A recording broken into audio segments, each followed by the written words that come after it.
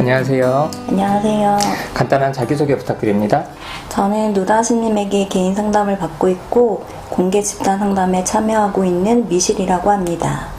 오늘 어떤 게 궁금하신가요? 저는 경계선 성격장애에 대해서 좀 더 구체적으로 알고 싶습니다. 경계선 성격장애에 대해서 궁금하신 이유가 있을까요? 제가 오래전부터 정신건강의학과에 다녔었는데 그때 받은 진단명 중에 하나가 경계선 성격장애였습니다. 그런데 그것에 대해서 좀 궁금하신 이유가 자신이 받은 진단에 대해서. 일상생활에서 이제 그 부분 때문에 많은 어려움을 겪고 있기도 하고 또한 내 자녀들에게도 미리 염려되는 마음, 그래서 이제 자녀들에게도 좀 알려주고 싶고 또 엄마로서 좀 이해받고 싶은 마음도 있어서 나왔습니다. 그래요. 그러면 오늘은 경계선 성격장애에 대해서 이야기를 해볼 텐데요. 자, 이 책은 정신건강의학과 전문의들과 심리학자들이 정신장애를 진단하는 데 사용하는 기준집입니다. 그래서 이 책에 나와 있는 경계선 성격장애에 대한 진단명들을 가지고 좀 설명드리면서 말씀을 드리도록 할게요.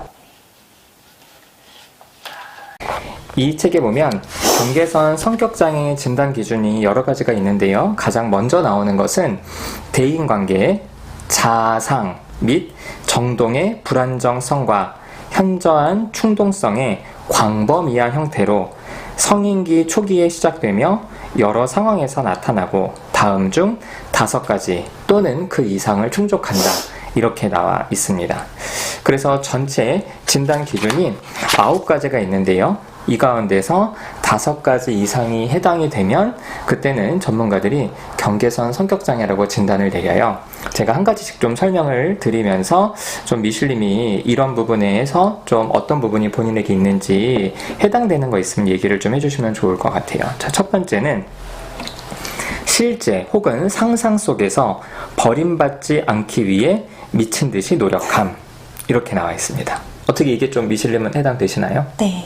엄청나게 많이요. 엄청나게 많이? 네. 조금 구체적인 예가 있을까요? 그러니까 지금 현재 남편에게도 버림받을까봐 너무 염려가 돼가지고 저의 잘못된 부분? 그러니까 좀 그런 실수하는 것도 너무 보여주기 싫은 거예요. 그것 때문에 이혼을 당할까봐 걱정이 되고 또한 별것 아닌 다른 제스처들이 저한테는 널 버릴 거다라는 이렇게 해석이 되는 경우가 많이 있습니다. 실제로 남편이 미슐님이 뭘 잘못했을 때 너 이거 계속 이렇게 하면 너랑 못 산다 이런 말을 한 적이 있나요? 그래서 그렇게 걱정하시는 거예요? 거의 없는 것 같아요. 그런 얘기를 듣지는 않았어도 네. 그럴까봐 네. 굉장히 불안하고 힘드신 거죠. 사실 경계선 성격장애에 있어서 가장 핵심적인 부분이 바로 이 부분인데요. 이것을 가리켜서 다른 말로는 유기불안, 유기공포라고 합니다. 그래서 버림받지 않기 위해서 굉장히 많이 애를 쓰는 게 이게 경계선 성격장애의 가장 핵심적인 부분인데요. 자, 일단 이 부분은 해당이 된다고 하셨고요. 두 번째로는 과대 이상화와 과소평가의 극단 사이를 반복하는 것을 특징으로 불안정하고 격렬한 대인관계의 양상.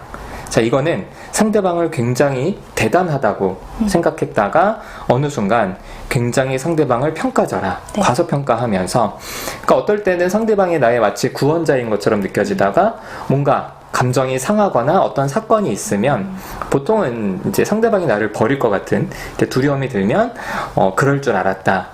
마치 상대방이 자기를 해하려고 이렇게 준비한 가장 세상에서 나쁜 악인처럼 막 네. 이렇게 이제 이야기를 하기 때문에 대인관계에서 굉장히 좀 불안정하고 이 극단적이고 격렬한 이런 어떤 대인관계 양상을 맺는다고 하는데 이거는 좀 어떠세요?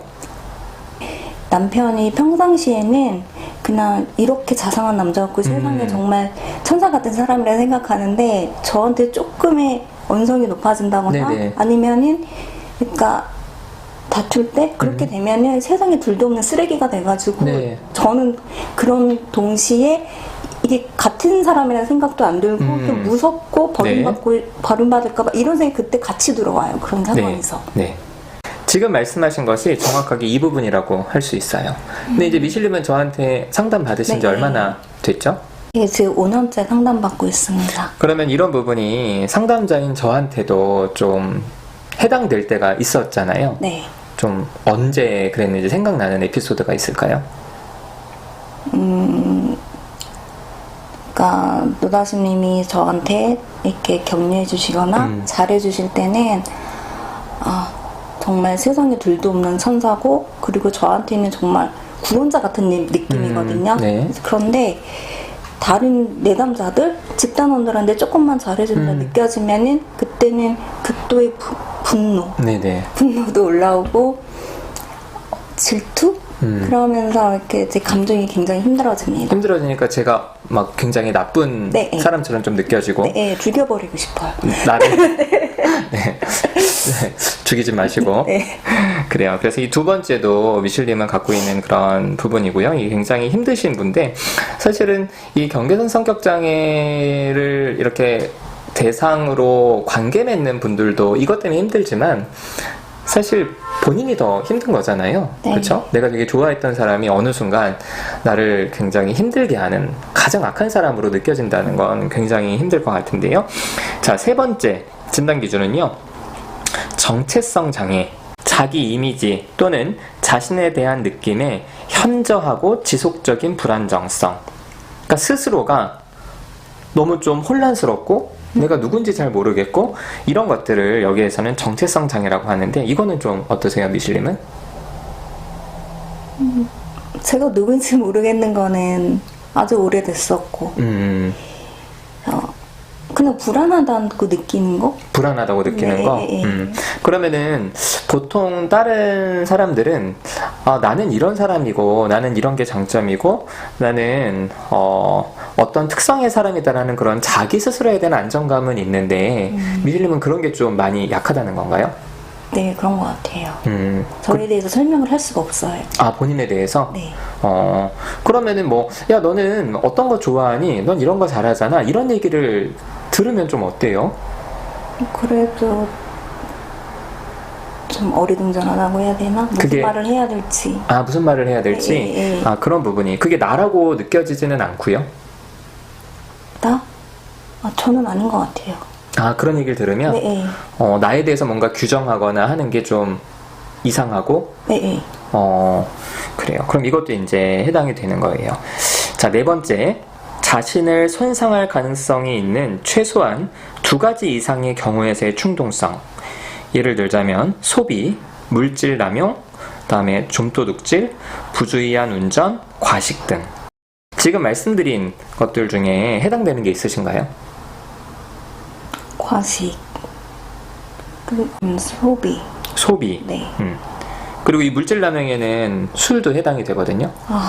그렇죠? 그러면 이제 술, 알코올 문제, 그리고 소비, 그리고 과식, 이런 부분들. 이게 좀 충동적으로, 네. 그렇죠? 이 충동이 올라올 때는 좀 어느 정도로 충동이 올라오는 거예요?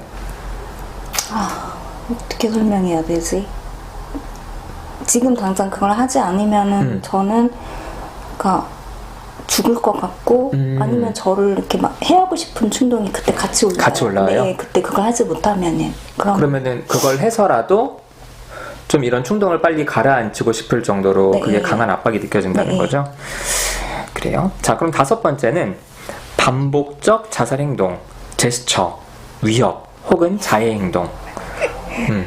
웃는 거 보니까 이건 있으신데, 그쵸? 네. 한번 예를 한번 좀 들어주시겠어요? 남편하고 연애할 때도 그랬었고, 남편이 이제 그때 한번 연애할 때 헤어지자고 그랬었어요. 네. 그때 이제 차에서도, 달리는 차에서도 뛰어내려 봤고, 영화를 찍으시는데요? 그리고 이제 칼 갖고 와가지고 너 죽고 나 죽자 막 이렇게도 하고, 아니면 술과 그 약을 미친 듯이 같이 복용하고서는 거의 이제 며칠 동안 깨어나지도 못하고 유서 써놓고 그랬어요. 근데 그때 마음은 좀 어떤 마음인 거예요? 그렇게 좀 극단적으로 행동을 하는 마음은? 그렇게 해서라도 버림받지 않고 싶은 마음.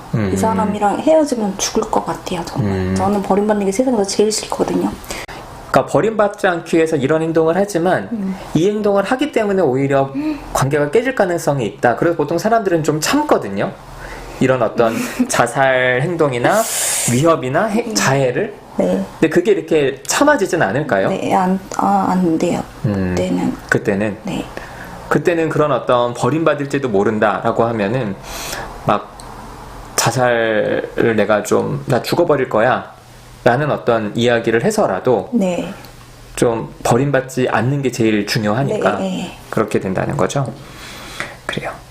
근데 이거를 하면 상대방이 힘들어하는 거는 이제는 아시죠? 그래서 네, 이제는. 네. 예전에 한번 저한테도 약 먹고 약 먹었다고 이렇게 사진을 보내셔서 네. 그렇죠? 네, 생각이 납니다. 그래 좋습니다. 자, 6번째.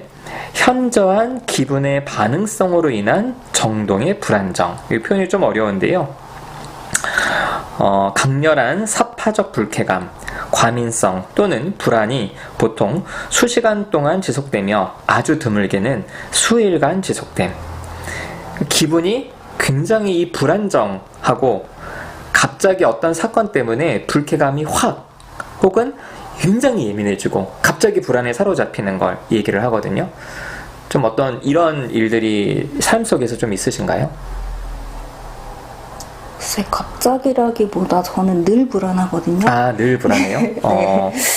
그럼 늘 불안하면 그러면 이제 어떤 사건 때문에 느끼는 불안이 사실 늘 불안하기 때문에 그게 그렇게 크게 느껴지지는 않으시는 거고 계속 사실 불안하니까 계속 근데 어떤 사건이 있으면요, 평상시 느끼던 불안을 넘어서 공황이 온다거나 아니면은 그래요? 해리 아니면은 참는 게 너무 어려워요. 하여튼. 그런 것들을 네. 감정들을 네. 그래요. 좋습니다. 자, 요거는 조금 미실님한테는 조금 덜 해당되는 부분처럼 좀 보이고요. 자, 7번째로는 만성적인 공허감. 마음이 좀 늘 뻥 뚫린 것 같고 이게 어떤 사건 때문에 그런 게 아니라 늘 좀 허전하고 공허하고 이런 느낌은 좀 어떠세요? 허전하다는 게 외로운 거랑도 상관이 있는 건가요? 외로움. 근데 이 공허감은 같이 있어도 잘 채워지지가 않는 감정이거든요. 아, 그거는 맞아요. 그거는 맞아요. 네. 그럼 늘 좀 가슴이 뚫린 것 같은 좀 뭔가 허전한 늘 혼자 있는 느낌? 늘 혼자 있는 느낌? 네. 그래요. 그럼 요것도 이제 해당이 되고요. 8번째로는 부적절하고 또 심하게 화를 내거나 화를 조절하지 못함. 예를 들어서 자주 우라통을 터뜨리거나 늘 화를 내거나 자주 신체적 싸움을 함. 이거는 좀 어떠세요? 그건 그게 크게 해당되는 것 같지 않아요? 크게 해당되는 것 같지는 않으시고 네. 제가 봐도 미슐님이 뭐 화를 그렇게 많이 낸다 그렇게 느껴지진 좀 않아서요. 요것도 좀 해당되지는 않고요. 자, 9번째. 일시적이고 스트레스와 연관된 피해적 사고 혹은 심한 해리 증상. 이건 좀 어떠세요? 큰일이 있거나 아주 극심한 긴장, 불안 상태가 되면은 그런 증상들을 좀 겪어요. 예전에 저랑 한번 집단하실 때도 집단에서 잠깐 좀 해리가 나타난 적이 있었죠? 네. 그때 기억이 안 나시는 네. 그런 상황이었어요. 자, 그러면 미슐린 같은 경우에는 이 9가지 진단 기준 가운데서 6번째 이 현저한 기분의 반응성으로 인한 정동의 불안정 이것과 그리고 부적절하고 또 심하게 화를 내거나 화를 조절하지 못하는 이 6번째와 8번째 진단 기준은 조금 해당이 되지 않고 나머지 7가지가 이렇게 해당이 돼서 이제 경계선 성격 장애로 이제 진단을 받으신 건데요. 미슐님이 가지고 있는 이 경계선 성격장애 증상들은 사실 굉장히 본인을 힘들게 하고 또 미슐님과 관계 맺는 주변 사람들이 힘들게 해서 삶이 굉장히 힘들고 어렵잖아요. 그런데 이제 저랑 상담을 하고 또 집단을 하시면서 이런 경계선 성격장애로 인한 여러 가지 삶의 힘든 것들을 좀 어떻게 이겨낼 수 있었는지가 궁금해요. 그러니까 오랫동안 이제 개인 상담을 하면서 이제 느다심님하고 관계가 깨지는 것도 원치 않았었고 그리고 또 집단원들의 지지, 응원, 격려 이런 것들로 인해서 계속 유지될 수 있었던 것 같아요. 제가 봐도 미슐님이 사실은 그 힘드신 순간마다 뭐 연락을 끊거나 잠수를 타거나 그러지 않으시고 힘든 걸 계속 좀 드러내셨잖아요. 저한테도 드러내시고 집단에서도 드러내시고 그럼 그때 이제 사람들이 마음을 잘내 사실 그 당시에는 그게 별로 와닿진 않잖아요. 네, 맞아요. 그럼에도 불구하고 관계를 지키려고 노력하시는 모습들 때문에 사실은 그래도 지금까지 이렇게 개인 어떤 상황이나 또 상담에서 맺었던 집단원들과의 관계도 이렇게 좀 유지되셨던 것 같아요. 그래서 이 경계선 성격장애를 가지고 계신 분들이 정말 버림받을까봐 두렵고 굉장히 고통받고 또 여러 가지 충동석 때문에 힘들 때 가장 중요한 거는 관계를 붙잡는 게 아닐까 싶습니다. 자, 오늘 좀 이야기를 같이 나눴는데 좀 얘기를 들으시고 어떠신 것 같으세요? 사실 제가 살면서 제 스스로의 이런 행동, 생각의, 사고의 패턴들 이런 것들이 이해되지도 않았었고 설명도 안 됐고 그냥 스스로 그냥 혼자서만 다 미쳤나 봐, 이상하다 이런 생각을 네네. 줄곧 하고 있었거든요. 그런데 이제 좀 설명을 듣고 나니까 내가 그동안 왜 그렇게 행동을 했고 그렇게 어렵게 살았는지, 관계를 맺지 못했는지 좀 알게 되었습니다. 그래요. 오늘 함께 해주셔서 감사하고요. 오늘은 여기서 마치겠습니다. 감사합니다. 감사합니다.